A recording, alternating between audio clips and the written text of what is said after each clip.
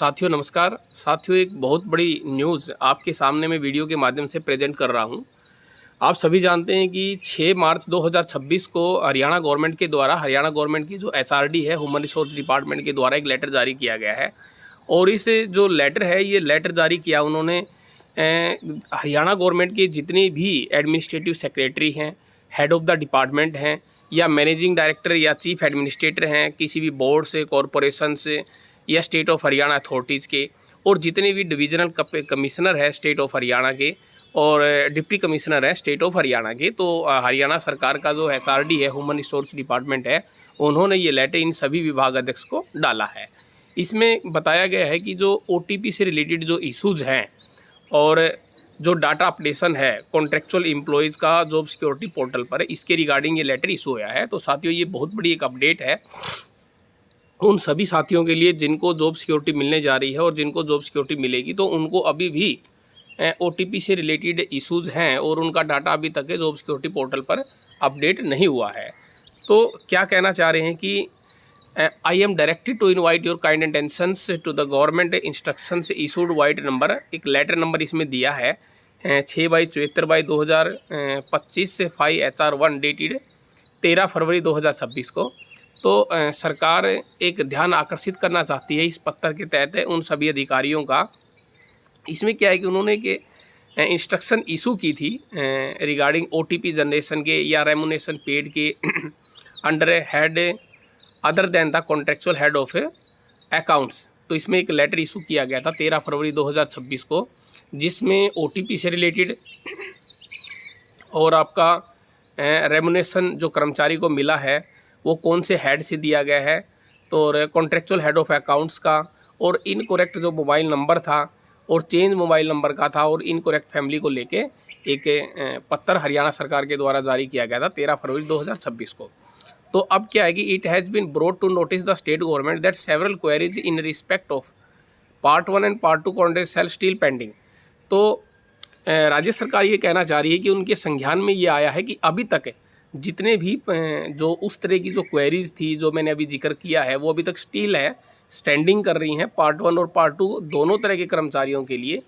तो वो क्या क्या इशूज़ फेस कर रहे हैं फ़िलहाल,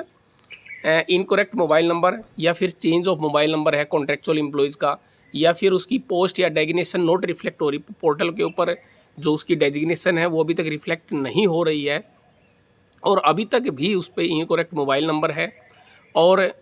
एक्टिव है डीडीओज या गवर्नमेंट और कवर्ड इन द स्टेट जो सेक्शन 2F है हरियाणा का। तो ये सारे के सारे इश्यूज अभी तक स्टैंड कर रहे हैं जॉब सिक्योरिटी पोर्टल पर। तो स्टेट गवर्नमेंट ने इस पर एक सीरियस व्यू लिया है, और डिस्क्रिमिनेशंस, नॉन अपडेशंस और non porting of data eligible contractual the purpose of extending benefit under the Haryana government. तो सरकार ने इसके लिए एक बहुत बड़ा निर्णय लिया है, संज्ञान लिया है कि जो कर्मचारी इन सारे इश्यूज़ को लेकर जॉब सिक्योरिटी पोर्टल पर अपनी इन्फॉर्मेशन अपडेट नहीं कर पा रहे हैं तो वो क्या कर सकते हैं। तो उन्होंने एक आदेश जारी किया है हेड ऑफ डिपार्टमेंट को, एनी एलिजिबल कॉन्ट्रेक्चुअल कंट्रोवर्सी, इस तरह का कोई भी जो लाभार्थी है, जो योग्य है, जो पार्ट 1 और पार्ट 2 का कर्मचारी है, उनको क्या करना है, इस तरह के अगर वो फेस इश्यूज़ कर रहा है, जैसे ओटीपी से रिलेटेड है या इनकोरेक्ट हेड ऑफ डिपार्टमेंट है, तो सेल एग्जामिन करे इस तरह के केसेस को और उनके एक नेसेसरी एक्शन ले उनके खिलाफ, उनके फेवर में। और HOD cell send correct and updated list of eligible contractual. तो ये मुख्य जो ये लेटर है, ये इस तरह का लेटर है कि जो कर्मचारी किसी भी इश्यूज़ को लेके अभी तक जॉब सिक्योरिटी पोर्टल पर अपना डाटा अपडेट नहीं कर पाए हैं, वो सारे के सारे साथी, मतलब हेड ऑफ डिपार्टमेंट को एक आदेश जारी किया है सरकार ने कि वो एक एलिजिबल कॉन्ट्रेक्चुअल एम्प्लॉयज़ की एक लिस्ट उसमें 2 परफॉर्मेंस में दिए गई हैं। जो पार्ट 1 का जो कर्मचारी है, जो पार्ट 1 का कर्मचारी है, वो एलिजिबल है जॉब सिक्योरिटी के लिए, लेकिन इन सारे इश्यूज़ के कारण वो अप्लाई नहीं कर पा रहा है। तो उसके लिए सरकार ने एक मेल जारी की है hkrn.gov@gmail.com। इस पर वो सारा का सारा डाटा अपडेट करवा सकते हैं। और जो पार्ट 2 का कर्मचारी है वो उसके लिए एक अलग से परफॉर्मा दिया गया है, और ये सारा का सारा जो काम है ये टाइम बाउंड है। और सरकार ने सभी हेड ऑफ डिपार्टमेंट को ये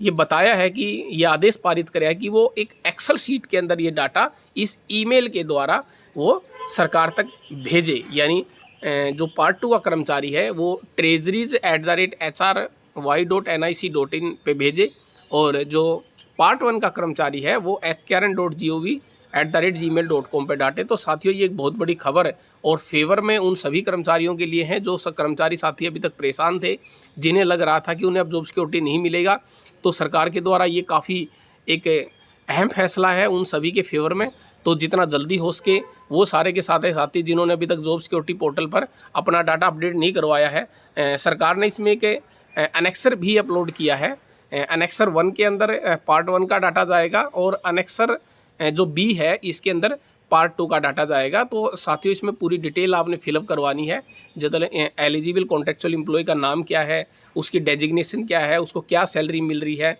यानी उसकी डेट ऑफ ज्वाइनिंग क्या है डिपार्टमेंट के अंदर, उसकी फैमिली आईडी क्या है, और उसका मोबाइल नंबर क्या है, डीडीओ का कोड क्या है, और उसका अगर कोई पेई कोड है तो वो इस तरह की उसकी जो पूरी की पूरी जानकारी एनेक्सर ए के अंदर एचकेआरएन के कर्मचारियों का और एनेक्सर बी के अंदर पार्ट 2 के कर्मचारियों का डाटा दी गई ईमेल आईडी पे एचओडी के माध्यम से सरकार तक भेजना है, ताकि उस पर संज्ञान लिया जाए और जो एलिजिबल और इंटाइटल कर्मचारी है उन्हें जॉब सिक्योरिटी दिए जाए। साथियों, एक बहुत बड़ी अपडेट है, आप वीडियो को लास्ट तक देखें और वीडियो देखने के बाद अगर आपको लगे कि वीडियो अच्छी है, आपके काम की है, तो वीडियो को लाइक ज़रूर करें और वीडियो को ज़्यादा से ज़्यादा शेयर करें, ताकि तमाम उन कर्मचारियों के लिए जिनके लिए ये वीडियो महत्वपूर्ण है उन तक ये महत्वपूर्ण सूचना पहुँच सके।